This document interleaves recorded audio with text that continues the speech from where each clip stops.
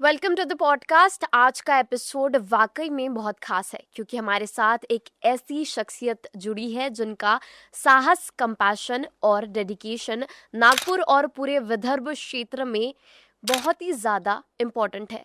पशुओं के जीवन में सकारात्मक बदलाव ला रहा है। नागपुर और पूरे विदर्भ की सड़कों पर हर दिन कई घायल और बेसहारा जानवर जिंदगी के लिए संघर्ष कर रहे होते हैं, लेकिन बहुत से लोग पीड़ा सुनते हैं, समझते हैं, पर मदद नहीं कर पाते। पर ये एक ऐसी महिला है जो आगे बढ़कर इन जानवरों को, इन बेआवाज वाले पशुओं को अपनी आवाज देकर उनका रेस्क्यू करती है। हमारे साथ आज मौजूद है डॉक्टर प्रियल चौरागड़े। तो प्रियल, अपने बारे में बताइए कि कैसे शुरुआत हुई, आपका इंटरेस्ट इसमें कैसे जागा। ओके। तो आफ्टर डिग्री मैंने पोस्ट ग्रेजुएशन परसीव किया उड़ीसा से।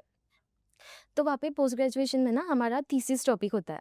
तो मेरे जो गाइड थे उन्होंने बोला कि वाइल्ड लाइफ में तुम्हारा थीसिस करना है। तो नंदनकानन ज़ू है उड़ीसा का, भुवनेश्वर का।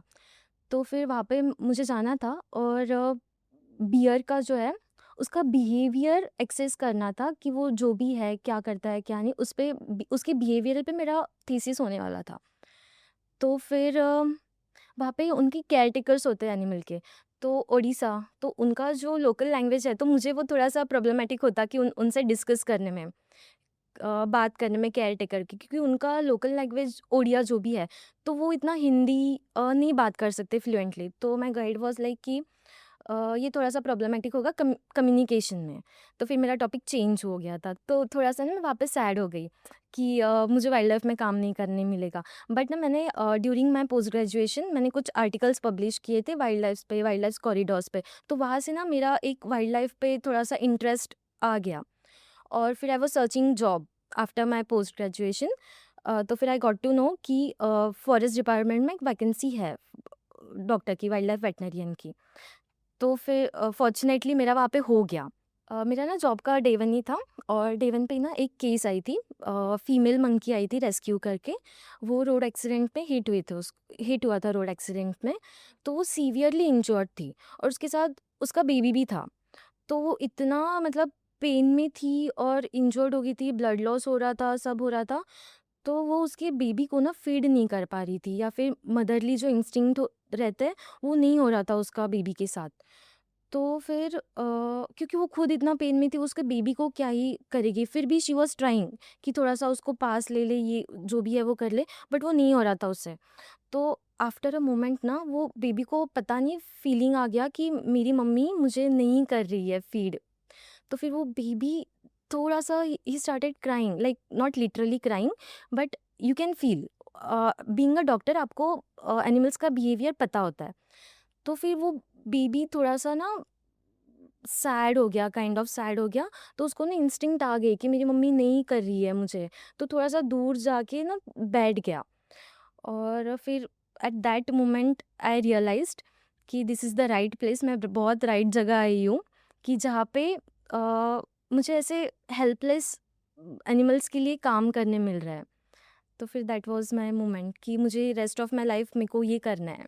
बहुत बार क्या होता है, जो डोमेस्टिक एनिमल्स होते हैं उनके पेरेंट्स को पता होता है कि इसके साथ क्या हुआ है, ये खाना खा रहा है, नहीं खा रहा है, बिहेवियर पता होता है।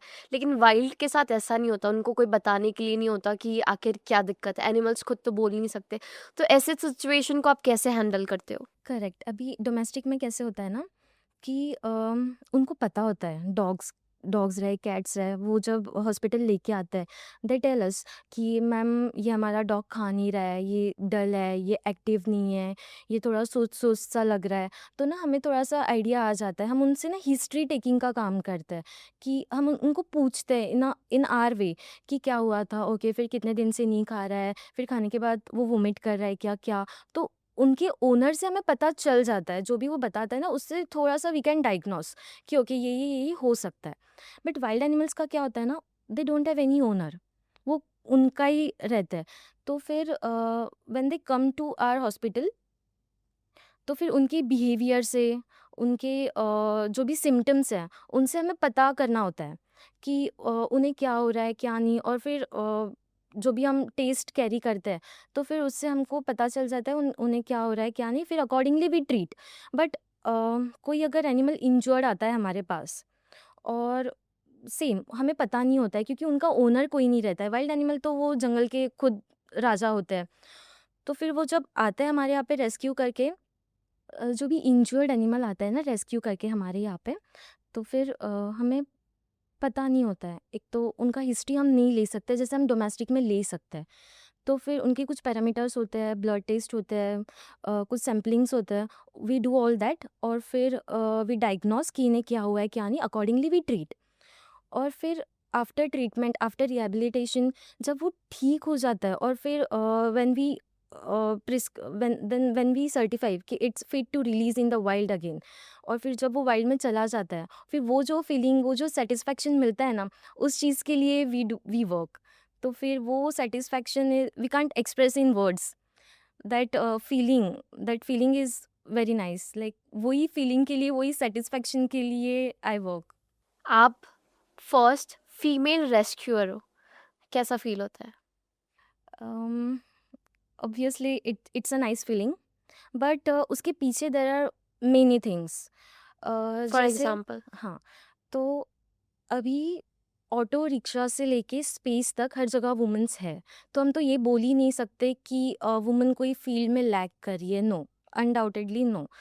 तो फील्ड पे जाके रेस्क्यू करना, दिस इज़ अ थोड़ा सा मेल डोमिनेटेड फील्ड। तो वहाँ पे अगर फीमेल जा रही है रेस्क्यू करने, तो people will doubt, people will have questions कि ओके फीमेल है, कर पाएगी नहीं कर पाएगी, रेस्क्यू है, पता नहीं एक दिन में होगा नहीं होगा, वीक्स भी लग सकते हैं, मंथ्स भी लग सकता है, कभी कभी ऐसा होता है कि डे 1 में भी हो जाता है।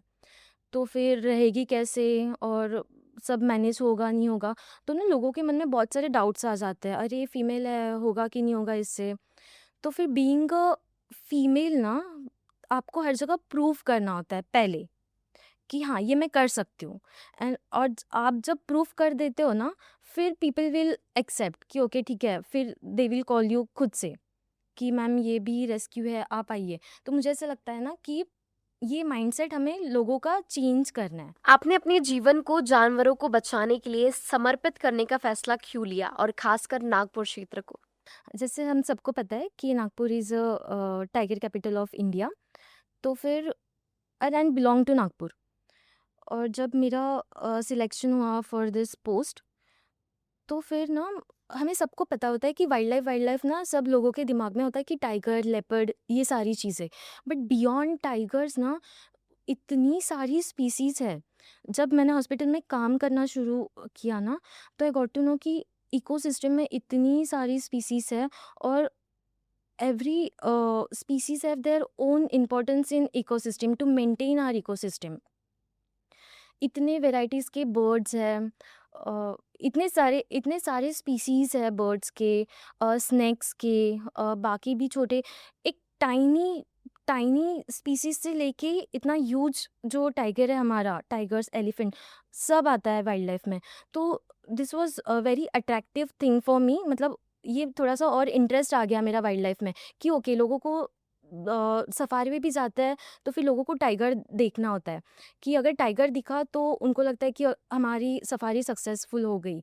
अगर इन केस टाइगर नहीं दिखता है तो थोड़ा सा लोग सैड हो जाता है।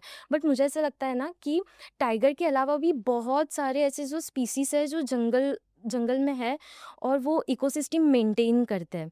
तो फिर और when you treat all these species ना, यू गेट सेटिस्फैक्शन। तो फिर वो सेटिस्फैक्शन के लिए I am working. Okay. Life time का ऐसा कोई मेमोरेबल रेस्क्यू है कि आपने देखा हो कि या तो वो कुछ पॉजिटिव हो सकता है या कुछ नेगेटिव हो सकता है, तो ऐसा कुछ रेस्क्यू आपने किया है? वैसे तो हमने बहुत रेस्क्यू की है, बर्ड्स से लेके डियर से लेके बाकी छोटे छोटे स्पेसिस से लेके बड़े स्पेसिस तक सारे रेस्क्यूज हमने किए हैं। बट एक अगर स्पेशल रेस्क्यू हम बोले, तो एक टाइगर का रेस्क्यू था जो हमने पार्शिवनी से किया था। कॉन्फ्लिक्ट एक टाइगर रेस्क्यू था जो हमने पार्शिवनी से किया था। तो that rescue took complete 1 month, almost 1 month. तो फिर वो 1 मंथ में ना आपको सब पता चलता है कि लोकल लोग कैसे रहते हैं, जंगल कैसा रहता है। आप जंगल में जाते हो, आप ट्रेल्स देखते हो एनिमल्स के आप कैमरा ट्रैपिंग करते हो। तो उसमें ना you got to learn so many things. But again आपको उतना टाइम भी देना होता है, आपको स्टडी भी करना होता है और आपके साथ ना बहुत लोग होते हैं at the time of rescue. तो सब लोगों को लेके चलना भी होता है आपको, क्योंकि एक कोई रेस्क्यू करना it's not a duty of a single person, it's totally a team work. पूरा टीम को लेके आपको करना पड़ता है। अगर थोड़ा भी टीम में क्लैशेस हो तो एक तो रेस्क्यू डिले होगा। कोऑर्डिनेट नहीं हो पाया टीम में तो फिर डिले होता जाता है। अगर टीम वर्क नहीं हो ना तो फिर कोऑर्डिनेशन नहीं होता है। और कोई भी रेस्क्यू में कोऑर्डिनेशन, आपका आपके टीममेट्स का कोऑर्डिनेशन इज़ मस्ट। तो फिर this is a very important thing. तो फिर फर्स्ट फर्स्ट रेस्क्यू में ऐसे था ना कि अ, मुझे थोड़ा सा लोगों को कन्विंस करना पड़ा कि yes I can do it and all. And as soon as first rescue जब सक्सेसफुल हुआ और फिर सेकेंड रेस्क्यू के टाइम में मुझे किसी को कन्विंस नहीं करना पड़ा, क्योंकि मैंने ना लोगों को कन्विंस कर लिया था। भरोसा जीत मैंने लिया था। भरोसा जीत लिया था लोगों का कि हाँ ठीक है, ये फील्ड में इट डजेंट मैटर कि अरे ये लड़की है या लड़का। तो वो लोगों का भी थोड़ा सा माइंडसेट चेंज हो गया था, जो थोड़ा सा लोगों का रहता है ना कि कर पाएगी नहीं कर पाएगी। तो वो लोगों का चेंज हो गया था और फिर सेकेंड रेस्क्यू के टाइम में वो खुद आए थे कि मैम करना है, हमें करना है। तो फिर वो थोड़ा सा ना बूस्ट मिलता है।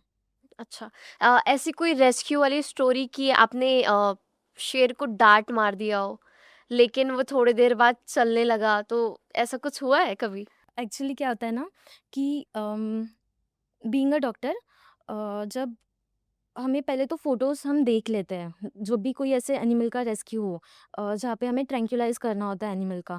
तो पहले व्हाट वी डू, उनका बॉडी वेट हम एनालाइज़ कर लेते हैं कि इसका बॉडी वेट कितना होगा।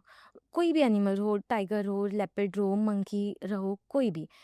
तो फिर उनके बॉडी वेट के अकॉर्डिंग हमारा एक डोज़ रेट रहता है। उस डोज़ रेट के हिसाब से हमारा जो भी डार्ट होता है वो प्रिपेयर्ड होता है।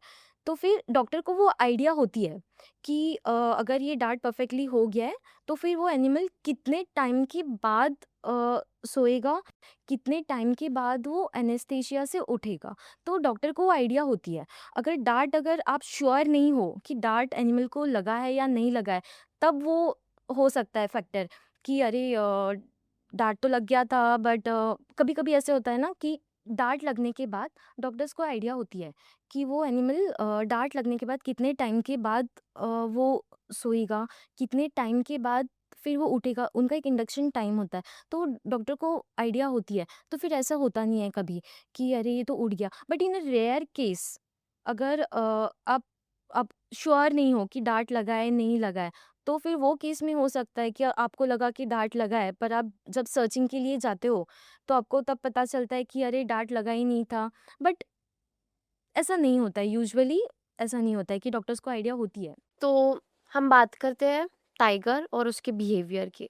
जैसे शेर को पता होता है कि उसका इलाका कौन सा है, तो ये याद रखने के लिए भी उनकी याददाश्त होती होंगी। तो आपको ऐसा लगता है कि अगर उनके ऊपर वो कोई सामने आ गया या उसको भगाने की कोई कोशिश हो रही है, तो उसकी इतनी मेमोरी शार्प होती है कि वो आगे चल के हमसे बदला लेता है? क्योंकि हमने टीवी में अक्सर देखा है कि नागिन जो दिखाते हैं उनको बोलते हैं कि इन लोगों की याददाश्त बहुत वो रहती है कि वो बदला लेते हैं। तो क्या टाइगर में भी ऐसा सेम होता है? हाँ, उनका मेमोरी बहुत अच्छा होता है, उन्हें सब पता होता है। एक जगह अगर उन्होंने कहीं पे शिकार किया हो, वो शिकार करेगा, वो तब नहीं खाएगा, वो उसको छुपा के रखेगा, वो जाएगा, पूरा घूम के आएगा, रेस्ट करेगा और फिर वो बाद में वहीं पे आएगा। हमें ऐसा लगता है कि हम ह्यूमन से हम ही बहुत होशियार है, बट नो, ऐसे नहीं होता है। एनिमल्स का भी मेमोरी इतना अच्छा होता है, उन्हें जंगल पूरा लर्न होता है। कभी-कभी ऐसे होता है ना कि अ, हम ट्रैंक्विलाइज़ करते हैं, हम रेस्क्यू करने जाते हैं टाइगर का, और कुछ ऐसा हो जाता है कि किसी का मूवमेंट हो जाता है या फिर कोई एनिमल दूसरा आवाज़ कर देता है, तो टाइगर बहुत जल्दी अलर्ट हो जाता है। तो उसको लगता है कि अरे! यहाँ पे कुछ तो है। तो वो अलर्ट होके वो उसी डायरेक्शन से जाएगा, वो जिस डायरेक्शन से आया था। तो फिर उनका उनका memory is really very good, उनको सब पता होता है। यूजुअली ऐसे होता है ना कि जैसे यूजुअली ऐसे होता है ना, अ, जब हम रेस्क्यू करने जाते हैं टाइगर का, तो डार्ट होता है, तो फिर वो वही डायरेक्शन में जाएगा जिस डायरेक्शन में वो यूजुअली रहता है, या फिर वहाँ पे या फिर जहाँ पे वो रेस्ट करता है, जो उसकी सेफ प्लेस है। तो ट्रैंक्विलाइज करने के बाद भी एक तो वो घबरा जाएगा कि कुछ तो हुआ है, उसको जब डार्ट होगा, तो वो स्ट्रेस में भी, वो फ़ियर में भी उसका मेमोरी इतना ये रहता है कि वो फिर भी उसी डायरेक्शन में भागेगा, जिस डायरेक्शन में वो रहता है मोस्टली, वो जहाँ पे सेफ फ़ील करता है, जहाँ पे वो रेस्ट करता है। तो फिर इन सब चीज़ों में ना आई गॉट टू रियलाइज़ कि उनका मेमोरी होता है, बहुत अच्छा होता है। मतलब शेर भी बदला ले सकता है। Definitely, definitely. तो ये तो बात हो गई जंगल की। अगर हम बात करें रिहायशी इलाकों में, यहाँ पर भी तेंदुए और जो है शेर वो काफ़ी सारे आ रहे हैं। तो ऐसे टाइम पर बहुत सारी पब्लिक है, सार्वजनिक जगह है, तो ऐसे टाइम पर उनको कैसे डाँट करते हैं और कैसे उनका रेस्क्यू किया जाता है? क्या दिक्कतें आपको फेस करनी होती है? तो वहाँ पे पब्लिक तो क्राउड बहुत हो जाएगा, और फिर इस सिचुएशन में एनिमल भी स्ट्रेस में चला जाता है। तो फिर again it's not only the duty of a single person on rescue, पूरा टीम वर्क होता है। तो इस रेस्क्यू के टाइम में पुलिस डिपार्टमेंट जो है वो भी हमारी हेल्प करने आते हैं, रेस्क्यू टीम जो रहती है वो भी रहती है। तो police department what they will do, वो क्राउड मैनेज करेगी, और जो रेस्क्यू टीम है वो एनिमल का अ, उस पे फोकस करेगी, कैसे हाँ, और जो रेस्क्यू टीम जो है वो एनिमल के वेलफेयर का देखेगी, कि जैसे कोई पब्लिक को भी हार्म नहीं होना चाहिए, और एनिमल एनिमल को भी हार्म नहीं होना चाहिए। बट ऐसे टाइम पे ना, जब लोकलाइट एरिया में कोई एनिमल, वाइल्ड एनिमल घुस जाता है, तो it's really very difficult to handle both the situation, animal भी और पब्लिक भी। तो फिर ये ना थोड़ा सा अवेयरनेस बढ़ना चाहिए लोगों में, क्योंकि क्राउड इतना हो जाता है, वो भी एक्साइटेड हो जाती है कोई भी एनिमल को देखने के लिए। बट अनफॉर्चुनेटली, अगर वो एनिमल ऑलरेडी स्ट्रेस में रहता है, वो खुद के डिफेंस में रहता है कि मैं कैसे उसको क्या पता होता है कि ये रेस्क्यू टीम मुझे यहाँ से रेस्क्यू करके मुझे फिर से जंगल में छोड़ेगी। उसको तो आइडिया नहीं है ना, उसको तो लगेगा कि ये लोग मुझे पे अटैक करेंगे। तो वो उसके डिफेंड में क्या करता है ना, लोगों पे अटैक कर देता है। तो फिर यहाँ पे ना हमने अवेयरनेस बढ़ाना चाहिए, ऐसी जगहों पे आना ही नहीं चाहिए क्राउड ने। तो ये थोड़ा-सा अवेयरनेस बढ़ाना इज़ इम्पोर्टेंट लोगों में। मुझे बताओ आपने अब तक के कितने एनिमल्स का रेस्क्यू किया है? मेरा फर्स्ट रेस्क्यू अगर बिग कैट्स में देखा जाए तो वो तो फर्स्ट टाइगर ही था। अगर बात की है ट्रैंक्विलाइज़ेशन की, तो मैंने 2 टाइगर्स ट्रैंक्विलाइज़ किए हैं, और एक फर्स्ट जो टाइगर मैंने रेस्क्यू किया था वो कुएँ में गिरा हुआ था खापा रेंज में। तो फिर एक मध्य प्रदेश की भी न्यूज़ आई थी कि वो फर्स्ट टाइम रेस्क्यू किया था, क्योंकि ऐसा होता है ना, फार्म्स में ऊपर से कवर नहीं होता है, हाँ। कुएं में कोई टाइगर या फिर लेपर्ड गिरा हुआ हो, तो फिर हमें पता नहीं होता है कि वो कितने टाइम से कुएं में गिरा हुआ है, क्योंकि जब भी किसी के फार्म के कुएं में गिरा हो, तो जब नेक्स्ट डे मॉर्निंग में फार्मर आएगा, वो देखेगा, तब फिर वो फॉरेस्ट डिपार्टमेंट को इन्फॉर्म करेगा, फिर रेस्क्यू टीम को कॉल आएगा, फिर हम वो लोकेशन में पहुंचेंगे। तो फिर इतने टाइम में क्या होता है ना, कि एक तो हमें पता नहीं होता है कि वो टाइगर या फिर लेपर्ड कितने टाइम से पानी में गिरा हुआ है, तो फिर वो खुद को बचाने के लिए ऑलरेडी वो स्ट्रगल करते रहता है बाहर निकालने के लिए। और अगर रेस्क्यू टीम टाइम पे नहीं पहुंचती है, तो फिर फॉर्चुनेट अगर रेस्क्यू टीम टाइम पे नहीं पहुंचती है रेस्क्यू करने के लिए, तो कभी-कभी ऐसे भी होता है कि एनिमल स्ट्रगल करके मर जाता है। तो फिर दिस इज़ वेरी इंपॉर्टेंट कि as soon as you get a call कि यहाँ पे यूजुअली कुएँ में वगैरह गिरा है या फिर लोकलाइट एरिया में कोई आया है, तो फिर quick response is very important. तो फिर it was a big success for our team कि हमने और महाराष्ट्र का ये फर्स्ट केस था कि कोई टाइगर जो कुएं में गिरा हुआ है, उसको सेफली रेस्क्यू करके हम ट्रांजिट ट्रीटमेंट सेंटर लेके आए थे।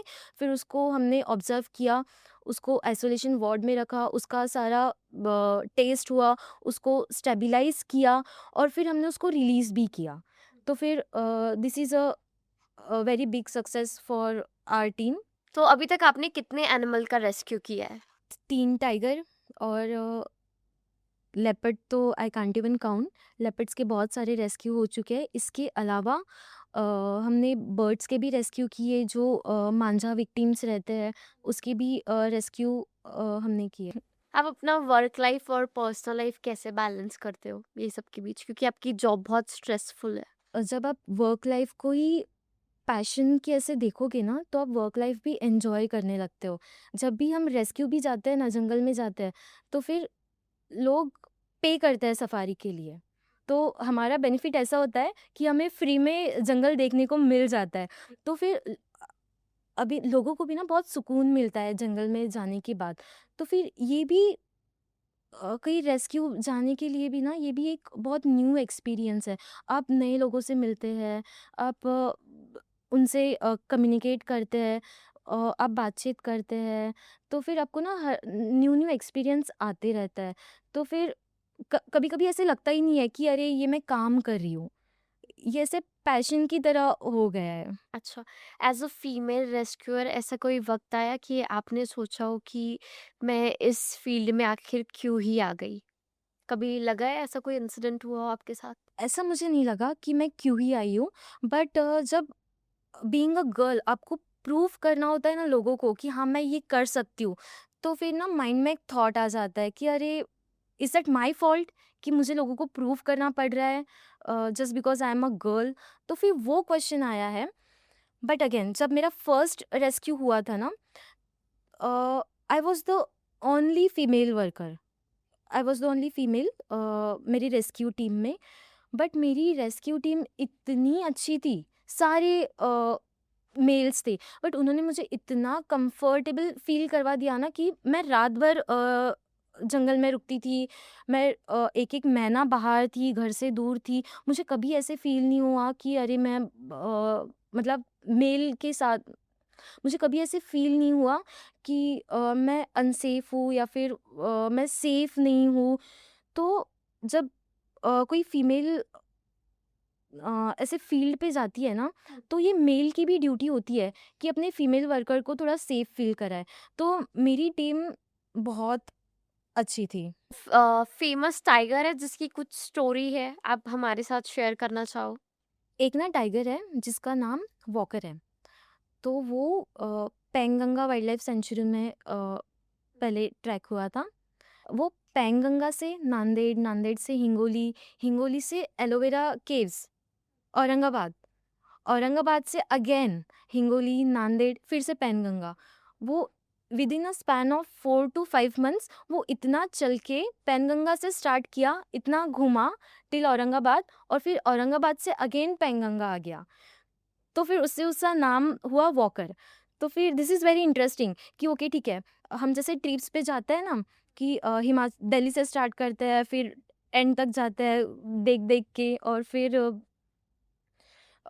तो फिर वो टाइगर का मुझे ऐसे लगा जो भी हिस्ट्री मैंने सुनी कि ओके ठीक है, मैं थोड़े दिन यहाँ पे स्टे करके देखता हूँ, ये जगह अच्छी लगी तो मैं यहाँ पे टेरिटरी बना लेता हूँ। फिर अगेन सामने गया कि ठीक है ये अच्छी नहीं लग रही है, फिर थोड़ा सामने गया, वहाँ पे भी घूमा और फिर घूम फिर के अपनी जगह फिर से आ गया। तो फिर उनका बिहेवियर मतलब जब हम देखते हैं ना उनका जो भी बिहेवियर है, तो फिर वो पैटर्न देख के बहुत अच्छा लगता है कि ठीक है इनमें भी कितना मतलब समझ है। तस्करी की बात करें तो एनिमल्स के बॉडी पार्ट, अभी तो फॉरेस्ट डिपार्टमेंट ने ऐसी बहुत कोशिश की है कि उनके इतना ज़्यादा शिकार ना हो, पर ऐसी कोई स्टोरी है जो आपके सामने आई हो? तस्करी का जो है ना, ये भी ह्यूमंस का ही बहुत है। Humans are not satisfied species I feel. उनको अभी है ना खाने के लिए चिकन है, मटन है, वो खाओ। बट नहीं, ह्यूमन के टेस्ट देखो। उन्हें शिकार करके हमें बहुत जगह दिखता है कि वाइल्ड बोर का लोग खाते हैं, डियर का खाते हैं। तो फिर ये कहीं न कहीं ह्यूमन्स ने भी कम करना चाहिए। For the sake of money वो ट्रेडिंग करते हैं एनिमल्स का, जो भी ट्रेडिंग होता है अदर कंट्रीज़ में, फॉरेन कंट्रीज़ में। कौन से स्पीसीज़ है वो बता दीजिए अभी टीटीसी में मौजूदा समय में? अ, हमारे पास बेबी स्क्विरल भी है, जिसकी आइज़ भी अभी तक ओपन नहीं हुई है। तो स्क्विरल से लेके टाइगर्स, लेपर्ड, बर्ड्स के वैरायटी ऑफ स्पीसीज़ है। अभी भी मांझा विक्टिम वाले बर्ड्स आ रहे हैं, अभी भी। तो वो तो संक्रांत कब की हो चुकी है, बट एक दिन का फेस्टिवल हम इतने अच्छे से मनाते हैं ना कि हम सोचते नहीं है कि इसका कॉन्सिक्वेंसेस क्या होगा एनिमल्स के लिए। 4-5 महीने हो चुके हैं संक्रांत होके, अभी भी हमारे पास मांझा विक्टिम्स के बर्ड्स आ रहे हैं। तो फिर कहीं न कहीं अवेयरनेस बढ़ाना चाहिए लोगों में अबाउट काइट फेस्टिवल।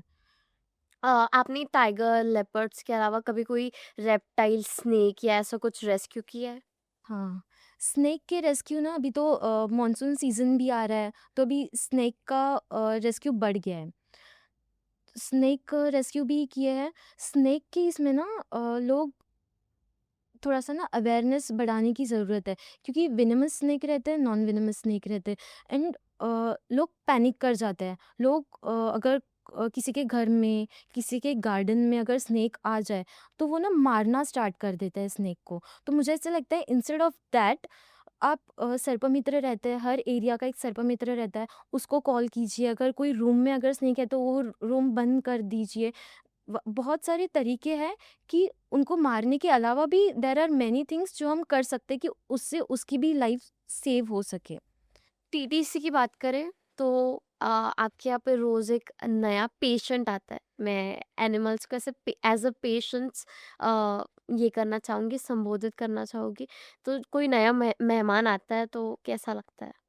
अ, जैसे ना हमने सबको ना टाइगर, लेपर्ड, बाकी बर्ड्स, इतने सारे स्पीसीज़ हैं जो हमें पता भी नहीं रहता है कि ये एग्ज़िस्ट करते हैं। तो जब ऐसा कोई न्यू स्पेसिस होता है ना, तो इट फील्स गुड कि अरे ये भी स्पेसिस है, ये तो हमें पता ही नहीं था। एनिमल और ह्यूमन दोनों को एक साथ अगर सुरक्षित रखना है और जागरूकता बढ़ाना है, अगर हमारे यूसीएन के माध्यम से, तो आप ऐसे में क्या बोलोगे? लोगों में अवेयरनेस बढ़ाना चाहिए हमने, कुछ कैंपेन्स अरेंज करना चाहिए।